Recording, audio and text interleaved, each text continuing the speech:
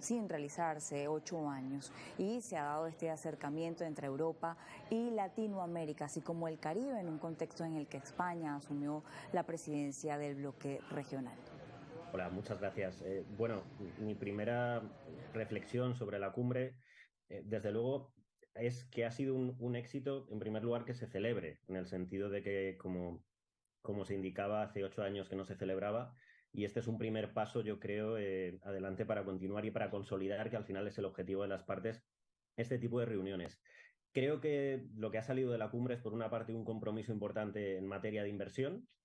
Es verdad, si hay algo que destacar, que a lo mejor hay un componente más agridulce relativo a la declaración desde un punto de vista político de la situación en Ucrania. Y hay otra cuestión que es el potencial impulso a los acuerdos comerciales, y pienso en Mercosur, pienso en Chile o en México también, que es algo que se ha pasado, digamos, un poco de puntillas durante la cumbre. A ello hay que añadir una cuestión que es cierto que yo he participado en la misma, que es que en paralelo a la cumbre puramente política hay un foro empresarial que pone en común a empresas de los dos continentes y facilita este contacto y estas futuras posibilidades de generar nuevas alianzas en el sector privado. Creo que, como digo, ha sido un primer paso, una cuestión al final, más que de cierre de acuerdos, es un primer paso donde dialogar, donde establecer ciertos consensos y donde cerrar, sobre todo, cuestiones importantes en materia de inversión. En materia financiera, se anunció que la Unión Europea invertirá un aproximado de 45.000 millones de euros en Latinoamérica y el Caribe. ¿Cuál sería su visión respecto a lo que se ha debatido en la cumbre en torno a este tema? Bueno, creo que tanto desde el punto de vista del sector privado, empresarial, como desde el punto de vista político, el enfoque es similar en ambas regiones. Digamos que aunque el impacto ha sido muy diferente, la pandemia y la invasión de Ucrania pues, han podido mostrar, digamos, la vulnerabilidad de ambas regiones ante la crisis sanitaria y también ante la irrupción del contexto geopolítico en las propias cadenas de suministros. Así que yo creo que llegábamos a esta cumbre en un momento donde la ausencia de una cooperación entre las dos regiones no era una opción.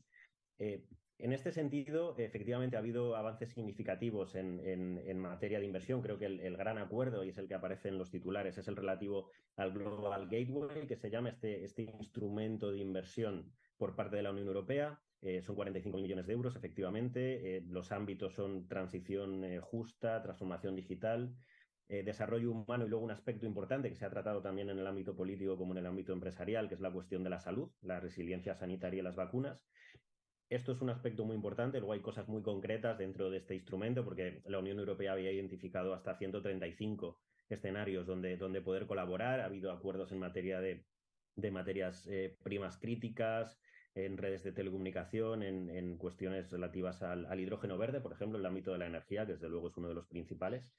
Y luego, digamos, en paralelo a este instrumento de inversión y a estas inversiones concretas que se han anunciado, estos 45.000 millones, lo mencionaba antes, está el impulso a estos acuerdos comerciales que están en negociación.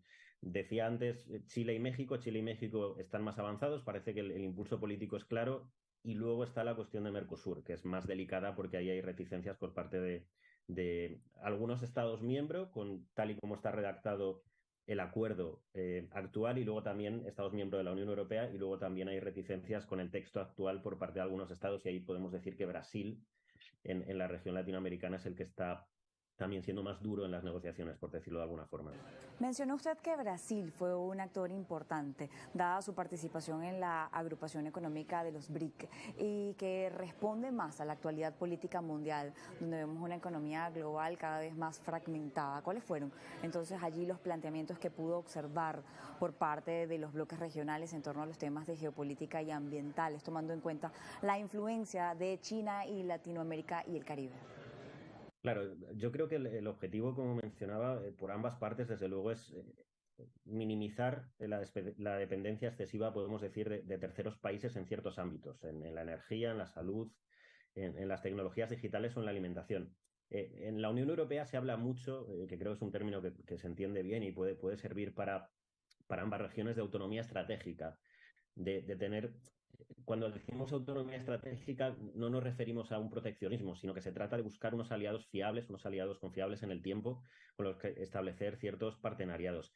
En el caso de la Unión Europea, desde luego, por razones obvias, se piensa mucho en Rusia, se piensa en esa dependencia que había excesiva, sobre todo por parte de algunos estados más en el centro y en el este de Europa, de la energía rusa, y efectivamente yo creo que hay un interés también por parte de América Latina de diversificar eh, esas relaciones comerciales, que ya lo están, ¿no? Hay que pensar que la relación comercial entre la Unión Europea y América Latina es fuerte. La Unión Europea es el tercer mayor socio comercial de América Latina, y América Latina y el Caribe es el quinto socio comercial de la Unión Europea. Así que es una relación que existe, pero desde luego creo que estaba en el interés de las dos partes diversificar esta cierta dependencia, por un lado, de Rusia y por el otro lado, efectivamente, de China, que está haciendo ya avances desde hace tiempo en materia de inversión en la región. Creo que es algo, como decía, esto es un primer paso, ha sido una primera cumbre que se recupera después de 8 años. Eh, Creo que este primer paso ha ido en esa dirección. Ya se han concretado algunas materias, pero creo que se puede avanzar más. Hay que tener en cuenta, mencionabas cuestiones relativas a la política medioambiental europea. La Unión Europea al final es un gran regulador global, es el mayor regulador global, si lo podemos decir así. No es una potencia económica estrictamente o militar similar a Estados Unidos o a China, pero esa maquinaria regulatoria, esos 450 millones, digamos, de consumidores con alto poder adquisitivo, sí que permiten que la Unión Europea también marque un poco el paso en ciertas regulaciones. Y hay regulaciones que afectan directamente a América Latina por lo tanto, es necesario dialogar con los estados de América Latina. Se ve en el acuerdo de Mercosur, en ese diálogo o ese toma y daca complicado que hay ahora para el cierre del acuerdo, si finalmente se puede este año, pero hay materia aprobada por la Unión Europea muy recientemente en materia de deforestación, por ejemplo, en cuestiones de deforestación, hubo una directiva de diligencia de vida que pone una serie de requisitos para que ciertos productos exportados a la Unión Europea no provengan de tierras deforestadas, o que establece una serie de requisitos para la cuestión de los derechos humanos en la producción en la región. Así que hay diferentes dosieres, ya no solo acuerdos comerciales entre las regiones, sino diferentes dosieres regulatorios específicos en los que hay que encontrar un diálogo y mantener un diálogo habitual, porque es importante que la Unión Europea conozca también la realidad de la región a la hora de legislar, y creo que en ese camino se está avanzando. Si vamos a la perspectiva local, la participación de Venezuela en la cumbre es un tema polémico pero importante para la posición de Venezuela en el esquema energético internacional, que además puede tener un valor adicional para la Unión Europea en su búsqueda de diversificación de sus fuentes de suministro de hidrocarburos. ¿Cuál fue la percepción de la Unión Europea y la CELAC ante la participación de Venezuela en la cumbre? Bueno, la importancia estratégica creo que es clara. Desde luego, yo creo que el interés, y volvemos a lo mismo, 8 años después de la anterior cumbre, creo que el interés o la intención por parte de la Unión Europea, sobre todo, que es lo que conozco más de cerca, era que participaran la mayor cantidad de Estados miembros posible. Se trataba de contar con la mayor cantidad de Estados miembros posible, aunque eso luego en ocasiones dificulte el alcanzar ciertos consensos. Estamos hablando de 60 estados, desde luego no es sencillo alcanzar consensos. Es cierto que las sensibilidades relativas a Venezuela pueden ser diferentes, también en Europa, en los distintos gobiernos, en algún caso, pero son cuestiones que muchas veces se leen en clave de política nacional y que se dejan de lado en una cumbre como esta. Así que yo creo que al final el enfoque desde aquí, desde luego, no ha sido polémico en ningún sentido, sino que ha habido un pensamiento más de Unión Europea y América Latina, Caribe como región, que centrarse en concreto en qué significaba desde un punto de vista más puramente político o más polémico en algún caso la presencia o no de Venezuela. Para concluir, me gustaría considerarle cómo se abordó la situación actual en el conflicto entre Rusia y Ucrania ante la posición que han sostenido la Unión Europea respecto a esta coyuntura que se le suma a la asistencia de Ucrania a la cumbre, pese a que se había extendido la invitación.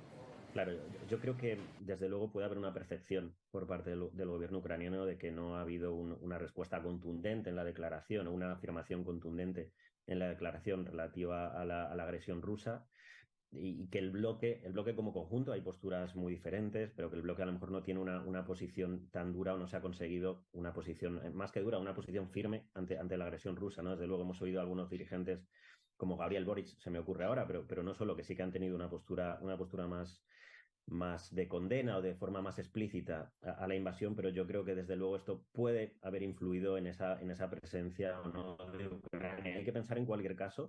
Si no me equivoco, estaba desde luego invitado el presidente Zelensky. Me parece que España, como presidente ahora del Consejo de la Unión Europea, había invitado al presidente Zelensky. Hay que pensar que en cualquier caso estábamos en una cumbre Unión Europea, América Latina, Caribe.